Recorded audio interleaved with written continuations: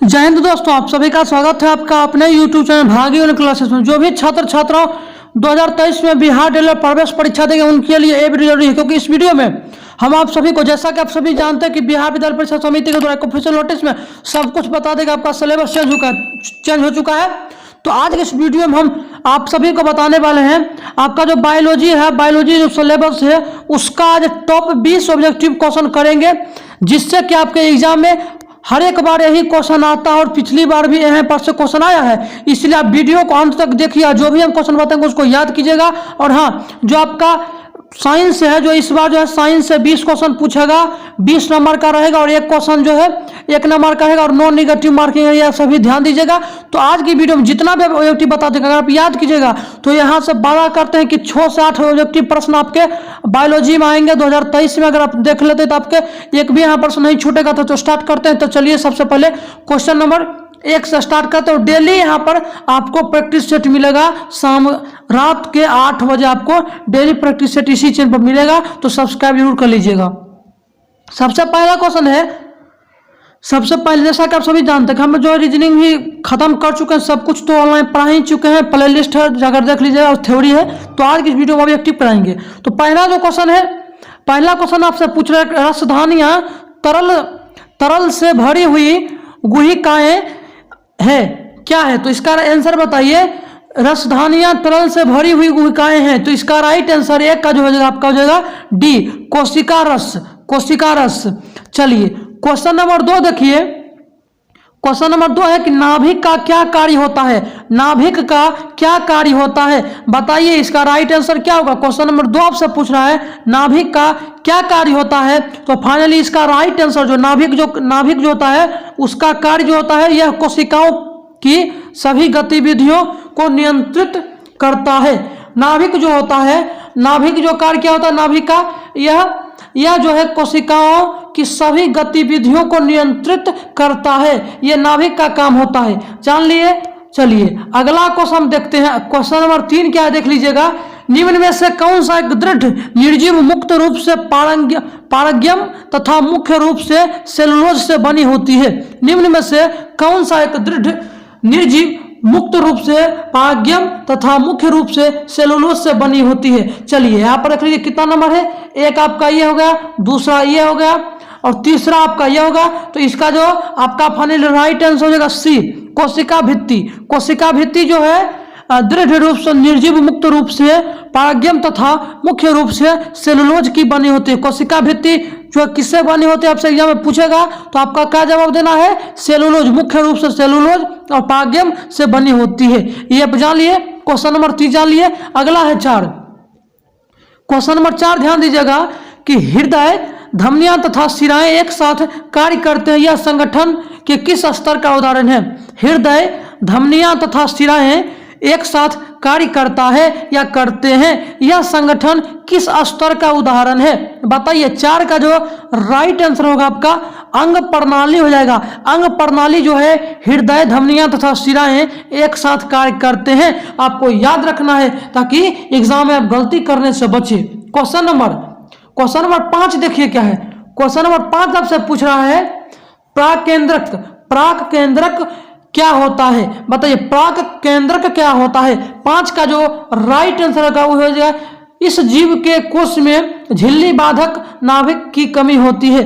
प्राक केंद्रक क्या होता है? तो जो इस जीव में जो जीव होता है उसमें जो इस जीव के कोश में जो है झिल्ली बाधक नाभिक की कमी होती है। झिल्ली बाधक नाभिक की कमी किस जीव में होती है? प्राक केंद्रक में होती है। ये आप जान लीजिए, आपको ध्यान रखना है ताकि कोई दिक्कत ना हो प्रवेश परीक्षा में आपका। चलिए क्वेश्चन नंबर 6 देखिए। क्वेश्चन नंबर 6 से कह रहे हैं निम्नलिखित में कौन सा एक कोशिकीय जीव है? निम्नलिखित में कौन सा एक कोशिकीय जीव नहीं है? क्वेश्चन नंबर आपसे ध्यान दीजिएगा। एक कोशिकीय यूनिसेलुलर, जिस जीव का शरीर एक कोशिका से बना होता है वो जो होता है वो हम यूनिसेलुलर उसको कहते हैं। इसमें पूछ रहा है कि कौन सा यूनिसेलुलर नहीं है, तो इसका राइट आंसर आपका हो जाएगा केंचुआ। केंचुआ आपका राइट आंसर हो जाएगा। जान लिए। उसके बाद अमीबा क्या है आपसे पूछ रहा है। क्वेश्चन नंबर 7 क्वेश्चन नंबर 7 आपसे पूछ रहा है कि अमीबा क्या है। तो अमीबा जो है एक कोशिकीय है। अमीबा जो है एक कोशिकीय जंतु है। क्वेश्चन नंबर 7 आपसे पूछ रहा है अमीबा क्या है, एक कोशिकीय जंतु है। हम आपको बता दिए, छठा भी बता दिए कि निम्नलिखित में कौन सा एक कोशिकीय जीव नहीं है। तो ये आपका क्या हो गया, एक कोशिकीय जीव नहीं है तो केंचुआ नहीं है, यानी सभी जो एक कोशिकीय जीव है, अमीबा भी एक कोशिकीय जीव है। तो यहाँ पर भी पूछ रहा है, यहाँ पर आपसे पूछा कि अमीबा क्या है, तो एक कोशिकीय जीव है, यानी समझ गए। उसके बाद 8 नंबर क्वेश्चन क्या कर रहा है, देखिए 8 नंबर क्वेश्चन आपसे कर रहा है अमीबा के बारे में निम्न में से कौन सा विकल्प सही है। अमीबा के बारे में निम्नलिखित में से जो विकल्प आपको देख रहा है A, B और C, D, तो ये कौन सा विकल्प सही है। 8 का आप बताइएगा कि कौन सा विकल्प सही है। तो इसका राइट आंसर हो जाएगा आपका, चलिए यहाँ पर जिसका ऑप्शन कट चुका है तो इसका क्वेश्चन का आंसर जो हम आपको आंसर में बता देंगे। चलिए अगला हम देखते हैं 9 नंबर। बैगन के अनुवांशिक तकनीक से विकसित रूप से बीटा ब्रिंजाल के नाम से जाना जाता है, इसका उद्देश्य क्या होता है। क्वेश्चन नंबर 9 आपसे पूछ रहा है कि बैगन के अनुवांशिकता तकनीक से विकसित रूप को बीटा ब्रिंजाल के नाम से जाना जाता है, इसका उद्देश्य क्या है। क्वेश्चन नंबर 9 इसका राइट आंसर हो जाएगा आपका उसको नाशक जीव प्रतिरोधक बनाने के लिए जो उसको बीटा ब्रिंजाल के नाम से जाना जाता है। चलिए क्वेश्चन नंबर 9 बता दिए। आप क्वेश्चन नंबर हम 10 बताएंगे आपको। डॉक्टर हरगोविंद खुराना को किस खोज के लिए नोबेल पुरस्कार से सम्मानित किया गया। डॉक्टर हरगोविंद खुराना को किस खोज के लिए नोबेल पुरस्कार से सम्मानित किया गया। क्वेश्चन नंबर 10 आपसे पूछा है डॉक्टर हरगोविंद खुराना को किस खोज के लिए नोबेल पुरस्कार से सम्मानित किया गया है। क्वेश्चन नंबर 10 का आपका राइट आंसर होगा अनुवांशिक कूट। चलिए क्वेश्चन नंबर 11 देखिए। क्वेश्चन नंबर 11 आपसे पूछ रहा है, देखिए अनुवांशिकता नियंत्रण के घटकों के लिए जीन पद का चयन ने किया, किसने किया। अब बताइए अनुवांशिकता नियंत्रण के घटकों के लिए जीन पद का चयन किसने किया।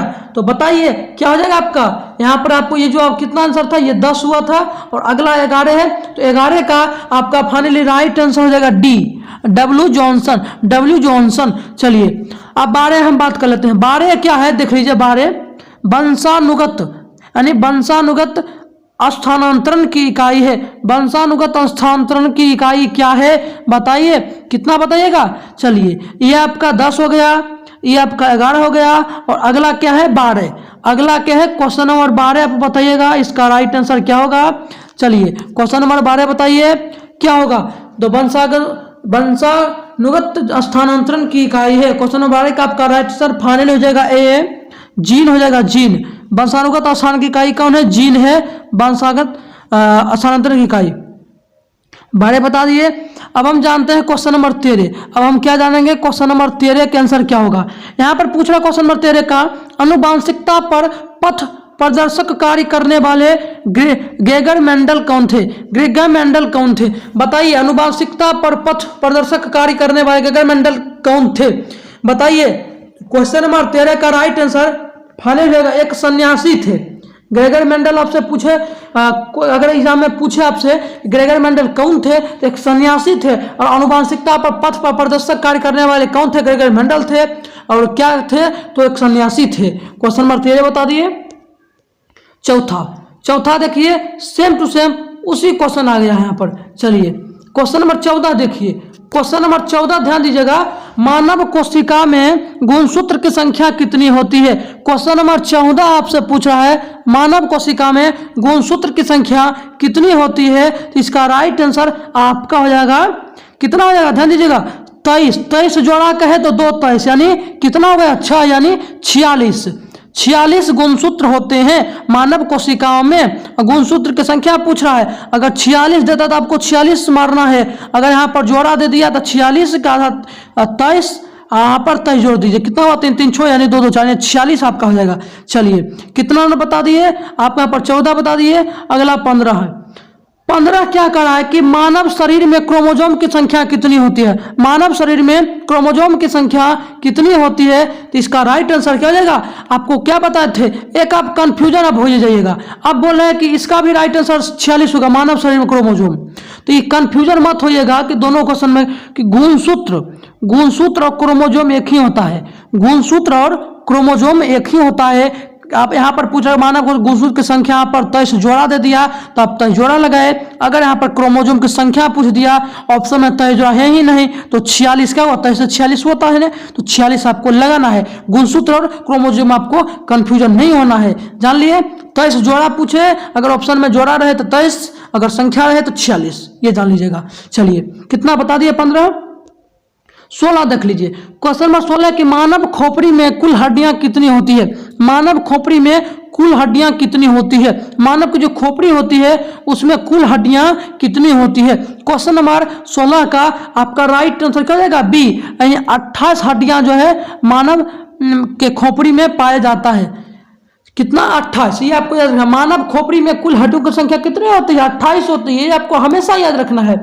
हड्डी एक उदाहरण है, हड्डी जो है एक उदाहरण है। क्वेश्चन नंबर 17 का बताइए, हड्डी जो है एक संयोजी ऊतक है। आपसे अगर हम पूछे कि संयोजी ऊतक इनमें से कौन है, तो अगर ऑप्शन में हड्डी रहे तो हड्डी लगाना है, और हड्डी किसका उदाहरण है, यानी हड्डी एक क्या है, तो वो संयोजी ऊतक है। हड्डी जो है संयोजी ऊतक है। 17 बता दिए, 17 ही आज किस वीडियो में क्वेश्चन लाए थे। उम्मीद है जो आपको 20+ क्वेश्चन, 17+ क्वेश्चन कराए हैं। ये क्वेश्चन बहुत ही इंपॉर्टेंट था, आपको ये क्वेश्चन बड़ा लगा होगा, लेकिन क्वेश्चन जो है वो बहुत ही इंपॉर्टेंट था, क्योंकि ये बायोलॉजी के सबसे बहुत ही अच्छे क्वेश्चन माने जाते हैं। तो हम आपको जो क्वेश्चन बताए, हमें उम्मीद है कि आपको ये वीडियो बढ़िया लगा होगा। और डेली आपको जो है रात